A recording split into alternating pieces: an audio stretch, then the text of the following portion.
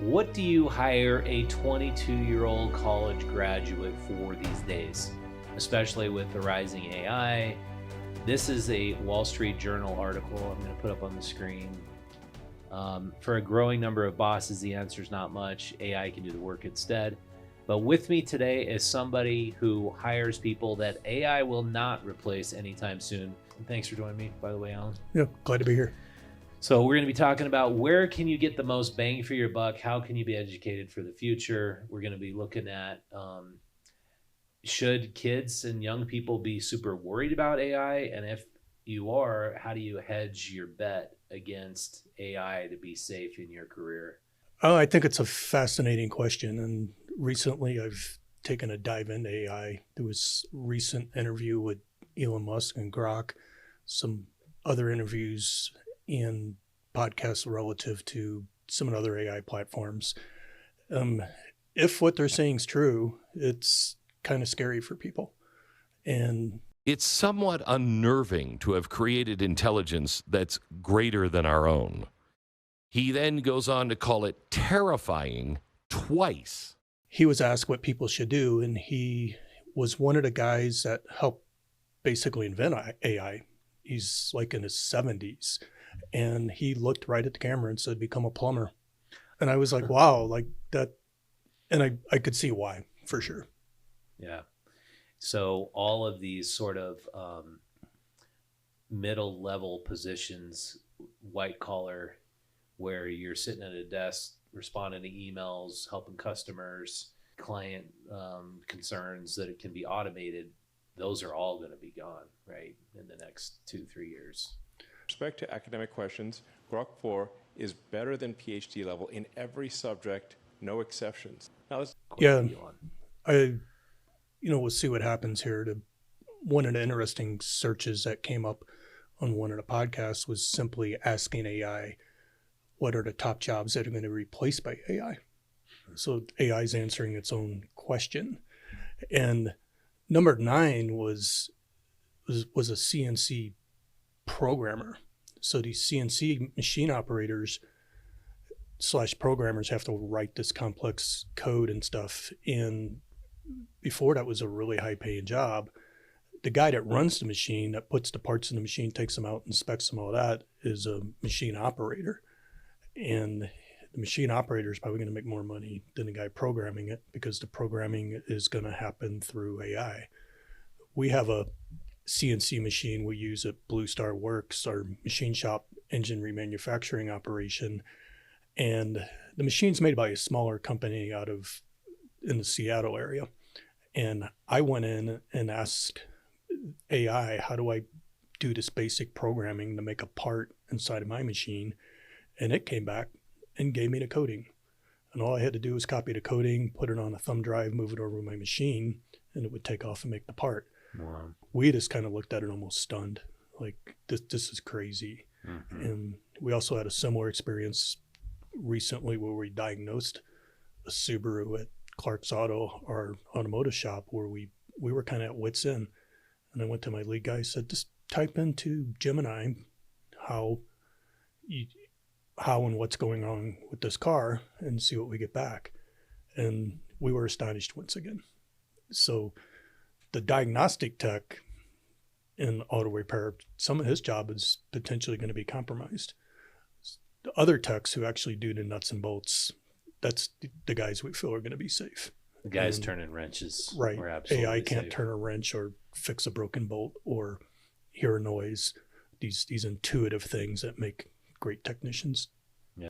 The key is you've got to have a real, it's hard to define real skills, but obviously trades where you're going in and fixing plumbing, you're fixing an HVAC system, you're swinging a hammer, doing framing or doing electrical work. Those don't appear to be going away anytime soon, right? Yeah, that's how I see it. When I train young techs coming in, part of what we're trying to teach them is common sense, intuition, and I would describe skills in a way as feel, hear, touch, smell, We fix air conditioned systems just by holding the lines and feeling temperatures. We road test cars and pick up noises and frequencies and things like that. We feel vibrations coming through cars.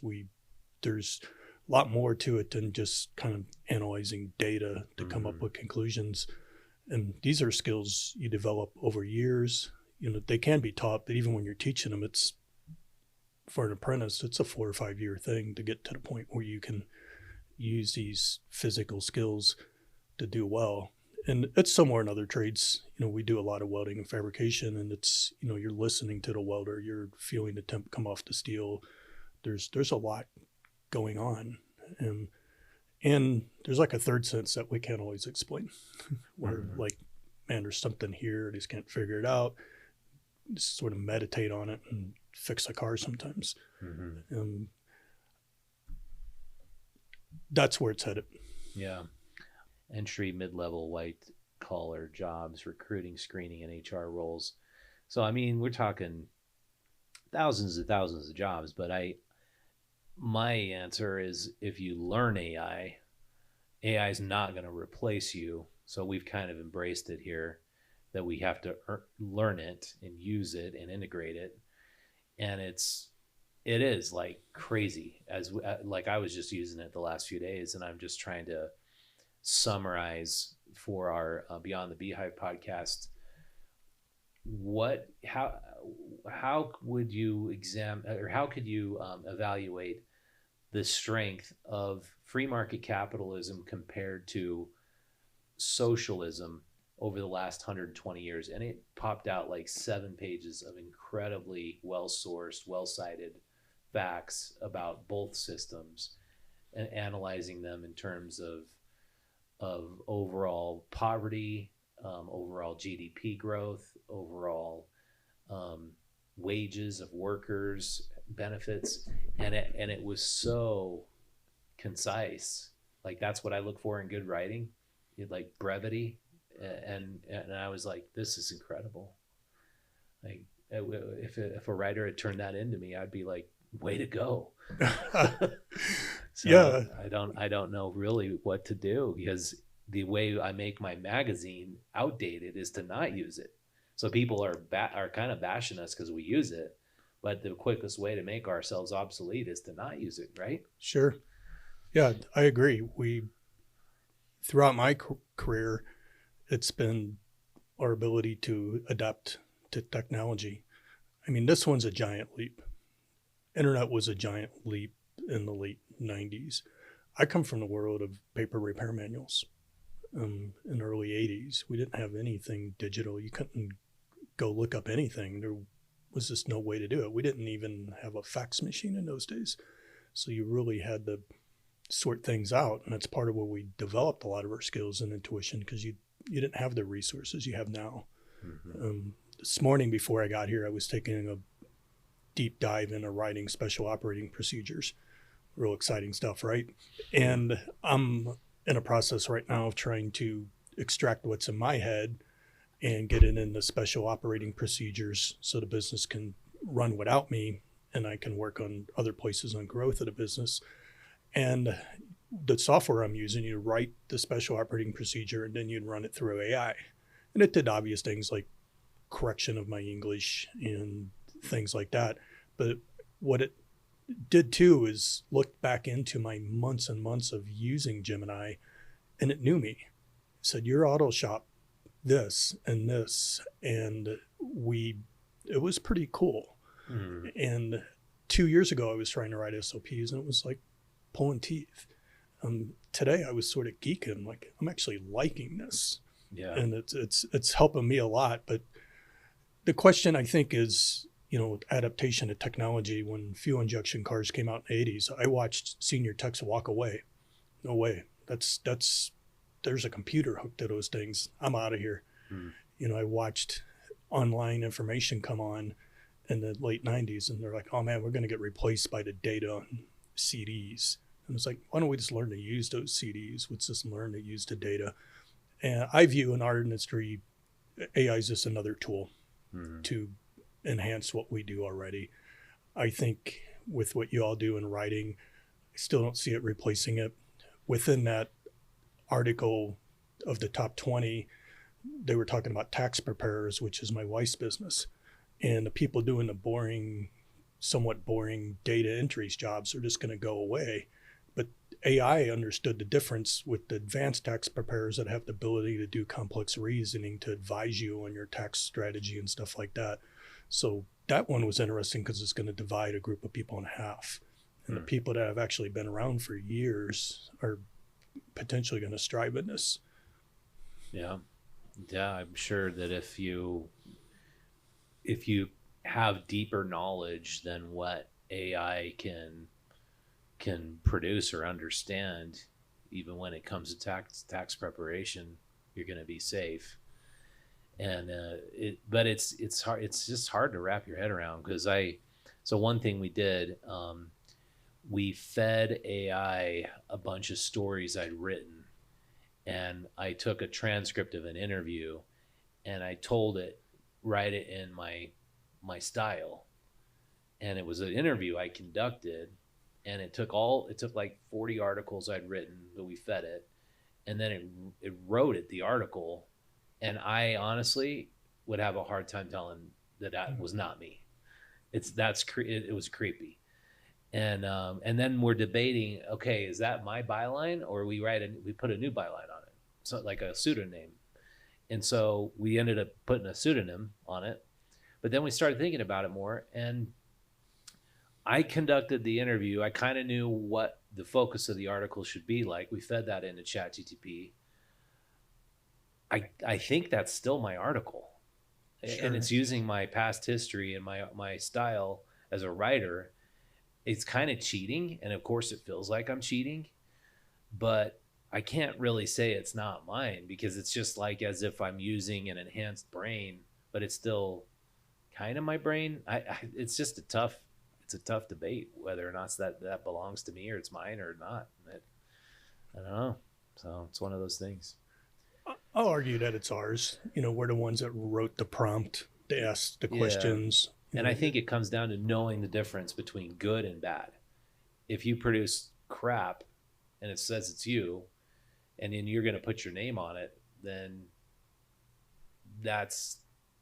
you don't know. I mean, my point is you as a writer got to know the difference between good writing and bad writing to be able to produce that final piece and give your okay on it. And I suppose the same goes for graphic design. I mean, that's a tough one too. It's like, yeah, our joke years ago used to be people would bring in cars that were mal-repaired or self-repaired or repaired in a driveway. And typically when that's happened, they messed it up worse than it was in the beginning. And they're coming to us asking for help to fix it. And we actually charge an extra price for that. And we're able to get in there and fix it. So the joke for years was they YouTubed it. And within the last 3 months, the joke is they AI'd it. And we're seeing them come in. Well, I ask AI, how do I do this thing? And it said that. And that's how we ended up with this box of parts. And it's a pretty interesting way to separate the line. We're like, okay, cool. We're glad to help you. Cool job trying, but let's see what we can work out here. Mm-hmm. And there are even different kinds of failures. So it's pretty interesting. It's a safety concern. Yeah. If you hop on an airplane, are they fixing this thing with AI? Maybe. Yeah. Cars can be a real safety issue, but we're seeing some funny things there. We saw one where a guy was monkeying with a fuel system, and AI kind of missed safety protocols. There was a scenario where he almost filled up a garage with fumes, which could have been really bad. It didn't pick up on that. Back to the smell thing, occasionally we'll fill a shop with gas fumes. I'm like, okay, let's get the doors open. Let's get the air moving. We know where it's at. AI can't smell the fumes. Mm-hmm. But yeah, I think at the end of the day, it's still our, I don't know if intellectual property would apply or not, but it's still our information. We're the ones that ask in the right way. If you rephrase questions in AI, you get different answers. Mm-hmm. You got to know how to ask the question in the beginning. Because it's not, you can't say that AI is ever going to make a non-mechanic or non-carpenter into a carpenter and mechanic, because there's so much in the details, right? There's so many little, like the torque you got to put on that bolt to put it on correctly, but I guess explain why that is. Why can't AI turn Joe Schmo into a mechanic to do a fuel injection system? Well, in some ways it can. I think it's going to help our teachers, our automotive instructors write better instructions. One of my challenges with writing SOPs is getting that information out of my head and getting it into a written form to where a guy can understand. But a big part of when I teach guys, we're watching for the subtleties and just how they hold the tools, how they organize their tools. It's one thing to fix cars, it's another to fix them efficiently. If your tools are laying on the floor, they're greasy and you can't find them, it kind of goes into best practices. And you're one-on-one seeing these things. It's interesting when you have a young guy coming in. It's entertaining at times how they're fumbling their way through it. But you can hear the air tool that it's got too much load on it and they need to back off. And we can teach them in person. I don't see a way where AI is going to come up with these subtleties. Mm-hmm. Maybe in 20 years, after 15 years, after enough information's put in, they say, might be able to say, hey, organize your tools this way, or if you hear this noise or you get this feeling. Mm-hmm. Don't necessarily see it happening. It's a question of AI and robotics, and people are talking about, well, the robots are going to fix the cars. Then that opens up, can it?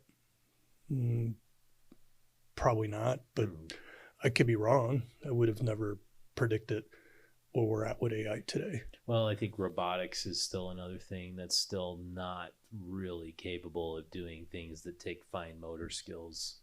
I've seen robots try to just pour a cup of coffee and give it to somebody, and it's just a big giant mess. And so I think that's probably a ways off. I think it might be here sooner than we realize. They're doing remote brain surgery. Yeah. And the robot that's doing that, still, it's about the same technology. But a robot is actually doing it without a doctor on the other end? Yeah, there was one in the last year. The robot, I think, was in North Africa, and the surgeon was in Texas. We're flying drones in the Mideast, and they're being ran by kids in a basement. But it's still humans controlling the robot. It's not doing it on its own. Yeah. But they're able to manipulate it. But the robots learn. So that what's really neat with AI is when you do that brain surgery or you make that part, it's collecting the data and says, okay, we're moving this way. And they're talking about less interaction. One of my industries I follow, which is fascinating, it does apply to our machine shop, is the manufacturing industry. And they're doing things with robots, and robots are letting go. Sewing is one of them. They're building seat covers, which is kind of blew my mind, because there's fabric stretches and gives, and it heats up, and there's a lot that can go wrong in the art of sewing. And they're doing it. So and every time we look up, it's just doing it more advanced than before. Yeah. So it's going to be very interesting. Yeah. Yeah. Well, I wanted to switch gears and talk about trades again, because I thought it was interesting how Mike Rowe, I like that guy because he's such a strong proponent of trades and hard work and bringing jobs back to America and kind of getting that whole dignity of work thing back as the American spirit. But I'll play this clip for us when I'll give Ryan a little bit of time to transition. But he was asked to come before the Senate subcommittee on dealing with the future of education in the workforce committee. So I'll play that now. talk about a critical part of the solution most often overlooked by politicians and educators. That would be the pressing need for better PR. I talk specifically about the stigmas and stereotypes that dissuade millions of people from exploring thousands of genuine opportunities in the skilled trades and the urgent need to challenge those myths and misconceptions. I pointed out that President Obama's promise of 3 million shovel-ready jobs sounded great, but I worried that filling those jobs would be challenging, especially in a country where fewer and fewer people aspired to pick up a shovel. I concluded by telling the committee that millions of open positions will remain unfilled until society changes its opinion on the definition of a good job. And then I invited those present to join me in a larger effort to do that very thing. Shortly after my testimony to the committee, the skills gap closed, unemployment plummeted, and America got back to work. I'm kidding. Shortly after my testimony, the skills gap widened, unemployment grew, and society continued to ignore thousands of opportunities that comprise a critical part of our workforce. So a few years later, I was invited back to the Hill to address the Natural Resources Committee and talk more about the causes of our widening skills gap. This time, I focused on the unintended consequences of promoting a 4-year degree as the best path for the most people. There was a time when higher education needed a PR campaign, and it got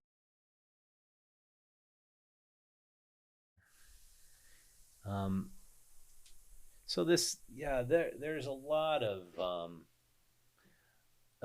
people who stigmatize or look down upon trades and hard labor, which is kind of amazing because that is what will remain after AI takes a lot of white collar jobs. Do you see the mindset changing anytime soon to make people want to go back and do labor again? Great and tough question. I think it's going to depend on what part of the country you're in, and I don't necessarily want to go down the rabbit hole of division within our country, but I came up in the Midwest and moved to the West. It was work ethic when I got to Utah was kind of mind blowing, and people were pretty kicked back. I had people asking me to calm down, watch my language. I came from my dad. Guy got up at 5 a.m. every day of his life. The coffee was ready. It was ready to go. I would ride to work with this guy, and he would hand me his coffee cup so he could shift gears, or I would shift gears in the car while he could eat his breakfast. He wouldn't even take the time to sit at the table. So the Midwest was mining industry, manufacturing industry, and all that. So you kind of came up around it. I think for them to return to it may be a different story than in a place that never had it in the beginning. And I'm seeing it on the peripheral returning in the Midwest already. Mm-hmm. They've interviewed people about factories opening, and they're opening a lot of different stuff right now, and it's pretty cool. I mean, I think the tariffs have actually made a difference right away where we're seeing stuff happening. And in interviews, they're like, we want to go to work. Mm-hmm. We want to make it happen. So yeah, it's possible. And the path is some of these folks still have families, aunts, uncles that remembered all this, and they can coach them on what hard work is, what the value of hard work is, and what they get out of it. Out in the West, different story. I'm not sure how we go over that. I think part of it's going to start in the trade schools. When I was going through diesel school, the instructors were retired out of the industry, and they would talk to you about how hard the work is. Make sure you're hydrated, get up early in the morning, be prepared, be ready for hot sun and working on equipment and outdoors. So part of it just started right there in your apprenticeship or your training program. And I think with strong training programs, we can bring that back, is understanding hard work. But it also falls back to the home, the family, and all that. Is when you're growing up. I think it starts with taking the trash out. Mm-hmm. It starts with mowing the lawn. It starts with all that. Giving your kids little chores. Yeah. And I think go back to prior to helicopter parents, and I watch this come in, or they want to protect them from this type of stuff. And it's kind of nuts. So I was fortunate I grew up around it, but I think it does go back to the household, the parenting. some of the stuff Mike Rowe talks about, and I agree with it. This goes back to middle school days where they were teaching sheet metal work and basic carpentry, and you were cutting your fingers and hurting yourself and sweating, and to even do that stuff in middle school. Yeah. It's fascinating. People out here will get up at 5 a.m. and hike the Wasatch Front and sweat themselves to death and do all kinds of crazy stuff and climb rock faces. But, oh man, no, I'm not going to work all day on a truck or plumb something. I'm like, it's the same stuff, man. Like, what gives here? Yeah. They'll leave my shop and go jump on a mountain bike, and they come in the next day and they're cooked. Yeah. Like, oh man, I'm worn out. Like, can we shift some of that energy here? So yeah, we're humans. We evolved to break rocks and build things. I think we just got to tap into it, keep the media out of it. Well, I think it does go back to like education, middle school, high school, like showing, I don't know, through documentaries or through textbooks in a better manner, how the United States was integral in winning World War II.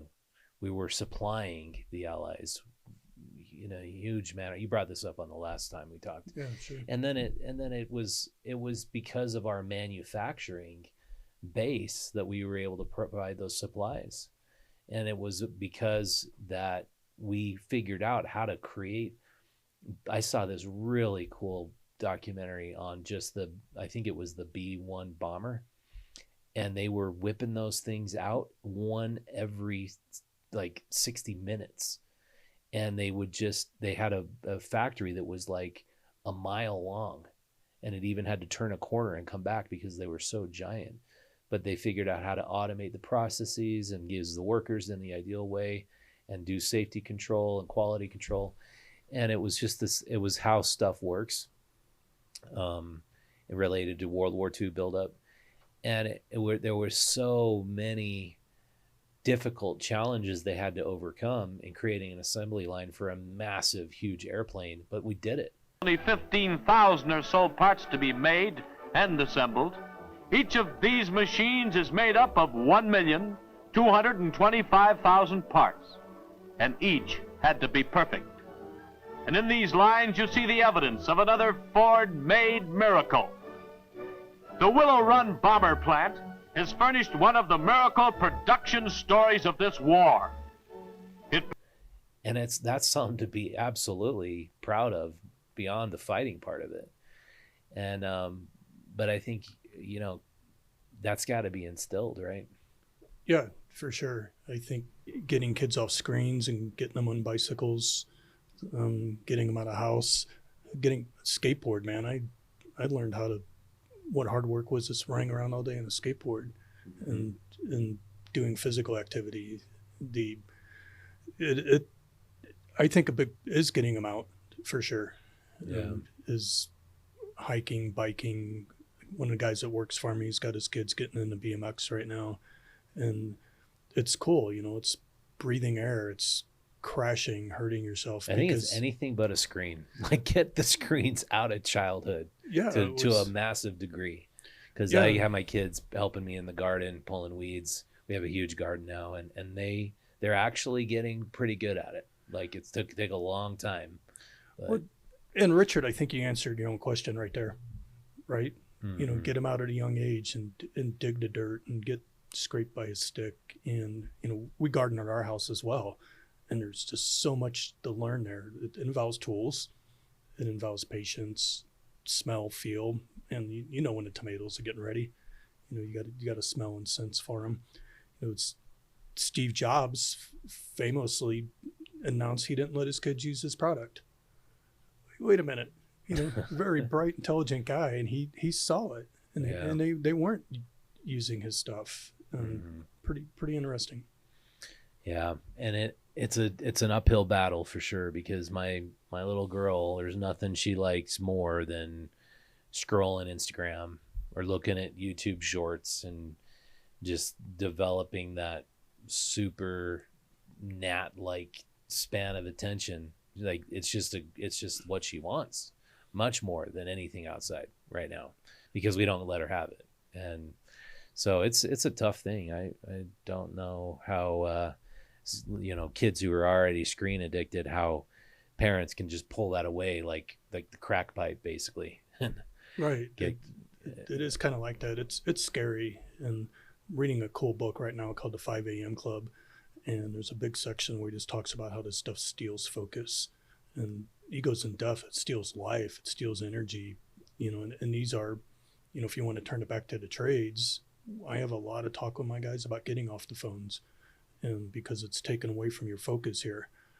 You could err here and not tighten up a wheel on a car. You could hurt somebody in an extreme case. You could damage property. You can cost yourself things. So I just view it as focus things that just steal life force. Mm-hmm. And even though we use them to fix cars, we do very in-depth vehicle inspections at Clark's Auto, and it's very checklist oriented, and they need that technology.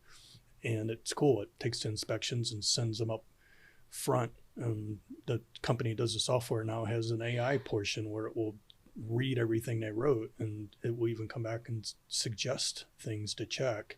But there's a point when you got to put it down and pick up the wrench and pick up the screwdriver and sweat a little bit. Yeah. I think you hike a lot. I get out a lot. There's a lot that does for us. Yeah. Yeah. And it's like the depression rate among girls has risen by 90% since the introduction of social media. I just read that statistic yesterday, 90%.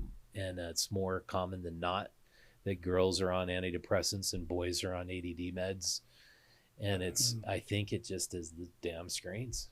It's like, this is the world.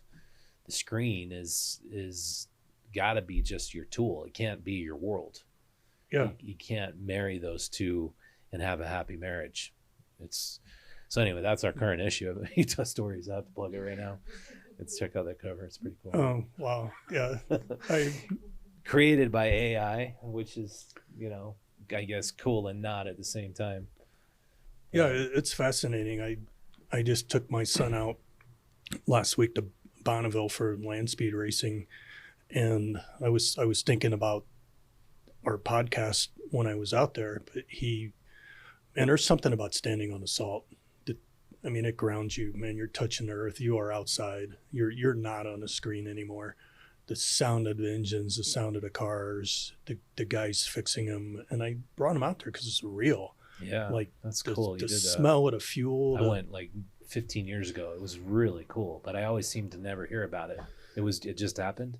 Yeah, it was they have multiple events throughout the year, but last week was Speed Week, so that's their big quintessential event, and it's cool because there's just so much technology, and there's so many guys with the brains dedicated to this, and they started working on stuff when they were 3 because of the complexity of what they're doing here. Most of these teams can't afford engineers, and they're not backed by big manufacturers.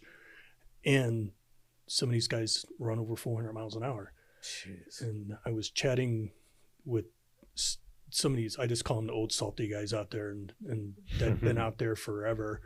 And I was introducing my son, and when I would say, yeah, we have a machine shop, we work on cars, this is my son, they were like grabbing him by the shoulders. Like, we need these kids. We need kids to come into racing. We need kids to come into mechanics. And they would pull him aside and put their arm around him and say, hey, kid, like, this is what we did in the 60s, and this is how we got to where they're at. But they're craving new, fresh blood. And I didn't see many people out there walking around with a screen. Occasionally you got to hook a laptop up to a car to pull data. And there was people out there with their kids, and it was pretty cool. Yeah, that's cool. I'm just pulling it up because it's quite a trip to see what it actually looks like out there when you're on the salt.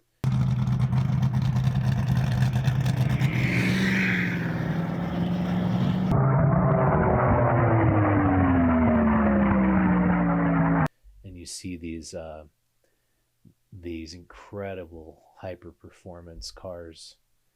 I'll just pull up one image. This has been going on since the late 50s. It's a streamliner there. Huh. So you go out most years and check it out? Yeah, I usually make it out there for a couple events. I was involved with a team several years ago where we ran a car. The team still exists, and they're having some great success with the car. And I think it's cool because, back to our conversation about trades and kids in trades, I'd set up a tent out there and fill it full of kids from grade school, and have the drivers come talk to them and explain the cars and explain how these things work. And because I don't want to stereotype too much, but young boys just crave that stuff and just go crazy. I mean, owning Clark's Auto, people come in with young boys and girls too, give it fair credit, but more boys. And we found them wandering into the shop and wandering out in front of the bays. And I would pick up 3 and 4 year olds and we'd run the lift up and down, and they're just losing their mind over this stuff. Yeah. And I think in the video, Mike was talking about a PR campaign. If you put this in front of all these young kids, they're going to figure out the hard work to become a tech, but they got to know it first. Like they got to know how to. Well, it's creating that desire, that seed of desire to want to do and learn about something. Because if that seed is planted at an early age by seeing something like Speed Week or learning something from a mechanic, they're going to be, oh, wow, I'm going to learn about the internal combustion engine. Yeah, let's do it. And the physics behind it, or the chemistry behind the gasoline or petroleum, that I think that's the only way I got interested in school, because I'm such a hands-on, more visual learner. I hated all of the math, chemistry, science crap until I could put my hands on it and I could see and touch it and see what it could produce. And I mean, I think that's really how American kids and kids coming up got really behind the space race. They could start to see these rockets and they could actually launch their own little backyard rocket. Yeah, sure. We did that in grade school. Yeah. Hopefully they still do it. I don't know. Yeah. We used to go out to the Antelope Island and launch or Stansbury Island and launch them in Scouts.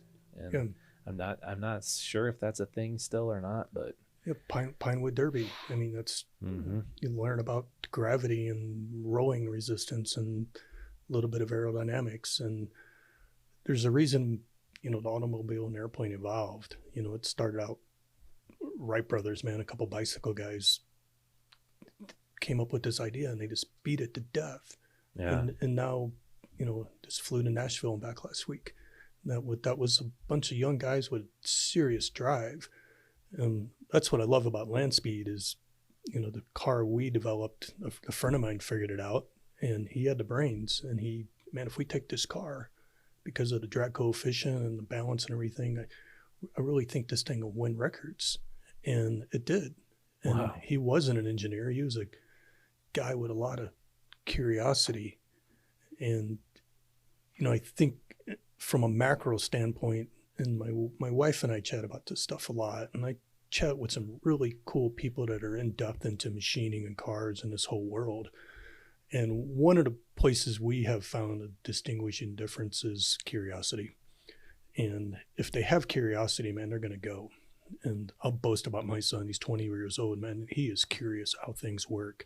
And I got to watch out, man. I'll turn my back.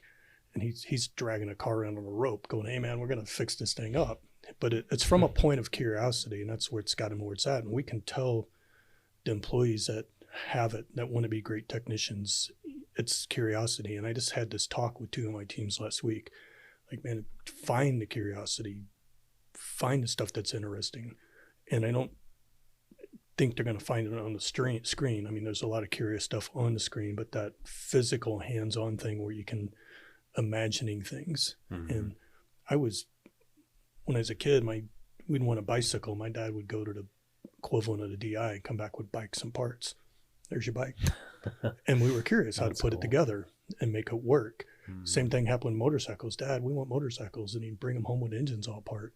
Mm-hmm. And he knew, and our curiosity was like, man, can we make this thing run? How do we make it run? And then the next step was, how do we modify these things? And how do we make them faster? Or how do we, I was nuts about, in Missouri, we had to do a lot of river crossings. How do I make these bikes cross a river? And I was putting snorkels on them and tall intakes, and I was buying stuff in a plumbing store. It was pure curiosity. And I think back to your question, like, how do we approach this? And it is in curiosity. My mom would always knew where to find me for the most part, or she wanted to keep me under control. She'd hand me a box of Hot Wheels, and I was tapping into my curiosity on how to build a track and how to do all this stuff. Yeah. So as a shop owner and trainer, it's a little bit new approach I'm taking. Well, I think I heard Elon say something about this school he started for his kids. And one of the first things he did was put a big engine in the classroom, say, we're going to take this apart, put it back together. I mean, that if you wanted to make a big difference to get kids curious at a young age, do that with several different engine types throughout the years. And then you're going to get kids interested in being mechanics, wouldn't you? Yeah, I think it's inherent. It's been part of our evolution. I don't want to sound so simple, but they carved a wheel and rolled it down a hill, right? They weren't thinking we need to build a wheelbarrow. Yeah. They weren't thinking we're going to build a car with 40s. They might have been thinking of a way to grind wheat or something. I'm not sure, but they sorted it. We were in Nashville, and there was a car company in the 20s called Marathon, and it had a whole museum in Nashville, and it was really cool. And there was all these kids, you could see it. Half the kids were just like, huh? Another half of the kids were like, whoa, here's the thing that machined the thing. Here's the pieces for the engine. Another part, they had the cars.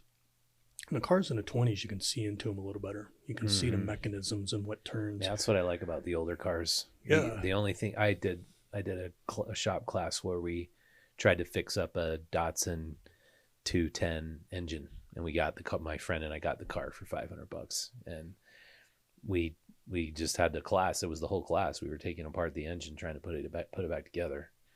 And my friend was way better at it than I was, because his dad made a land speeder in his garage, and I would just look at these parts and I'd be like, well, I don't know what to do.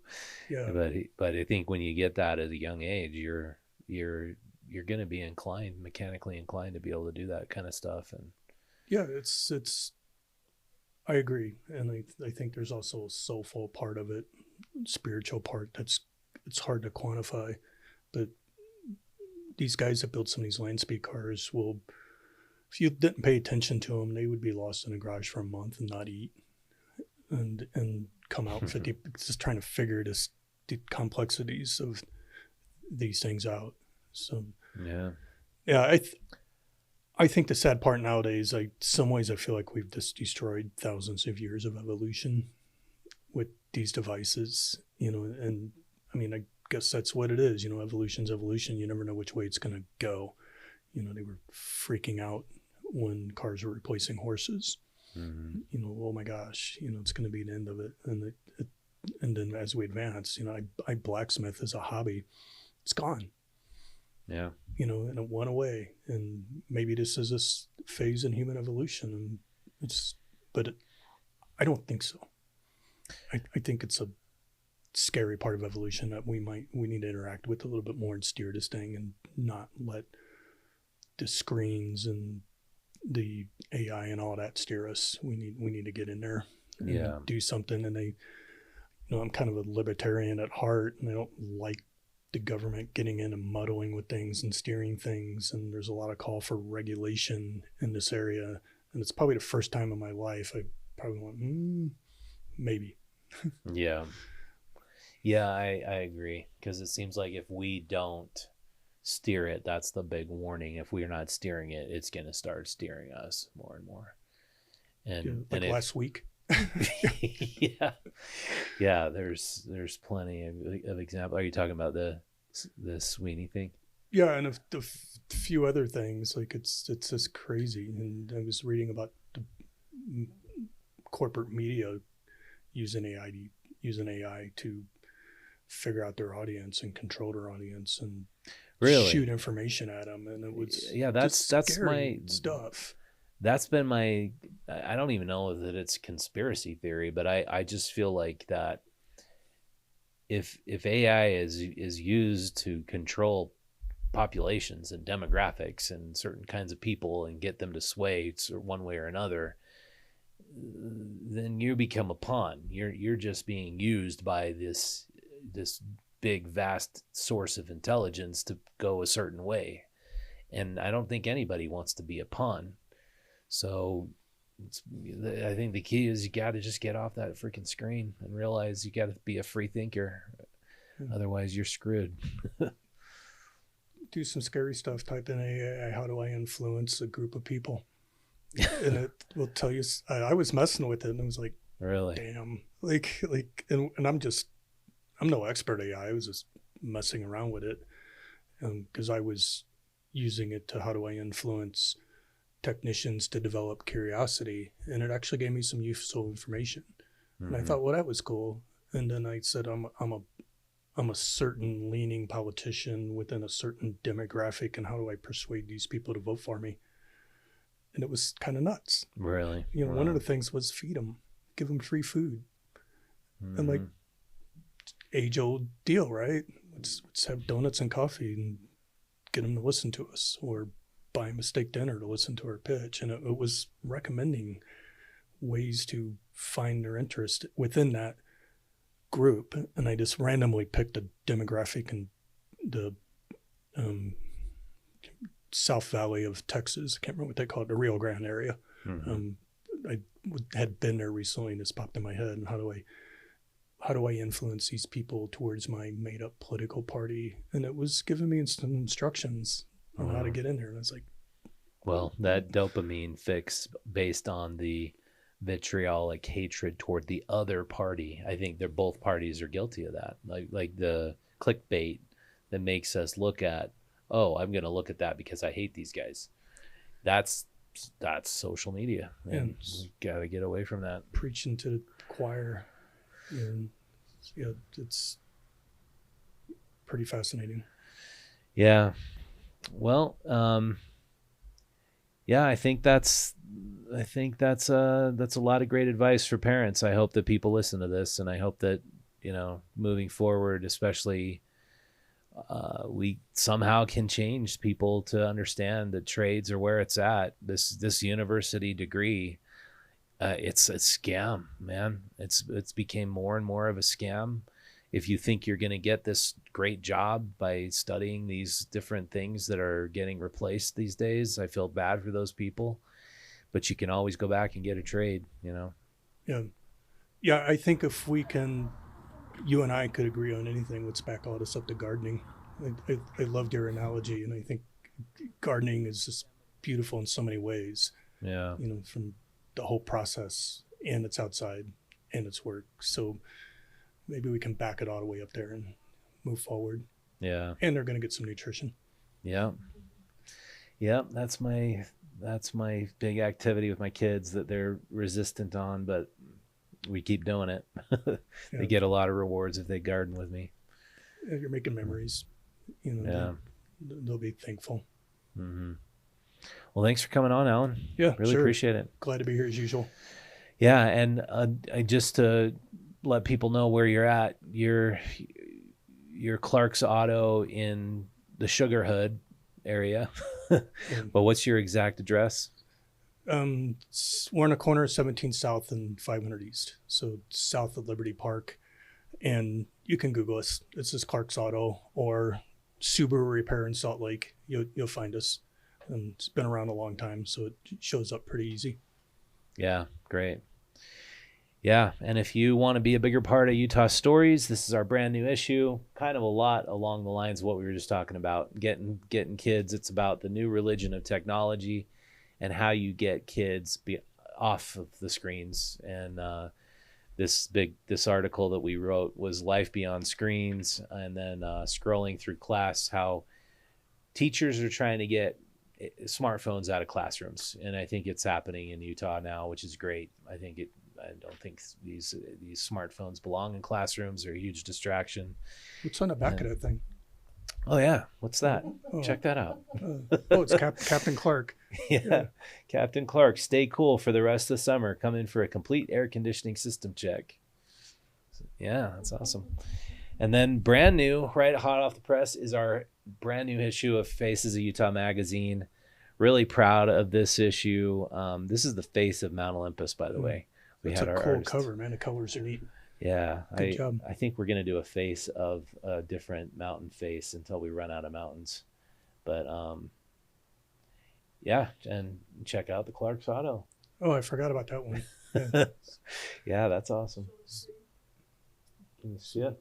yeah, so that's my. A little blurry. There you go. Is that your son next to you? Yeah, so Oh, that's cool. my son Lucas. That's So your 20-year-old. he's fourth generation tech. So That's my really cool. grandfather, my dad, me, him. Oh, I can see the resemblance now in your Yeah. eyes.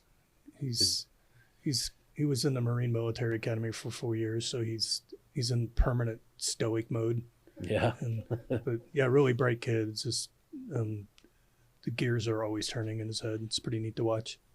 That's great. Yeah, a bunch of awesome stories about local entrepreneurs. A lot of these people built their businesses from family startups, Lamberts. I love the people who we got in here. Like what farmer Thane Taggy wrote about Okay. him. He's one of the most successful farmers in Utah. Mill Creek Gardens. Anyway, go pick it up. We have some free, but if you become a member of Utah Stories, we'll send it to you. And if you just go out to utahstories.com. If you can't pay, go just become a subscriber to our free digital newsletter. And you'll support this podcast and our ongoing coverage of how to improve Utah moving forward if you become a member or a subscriber. So with that, share this with a friend, smash the like button, leave a comment. That always helps us out. And thanks for watching. See you next time.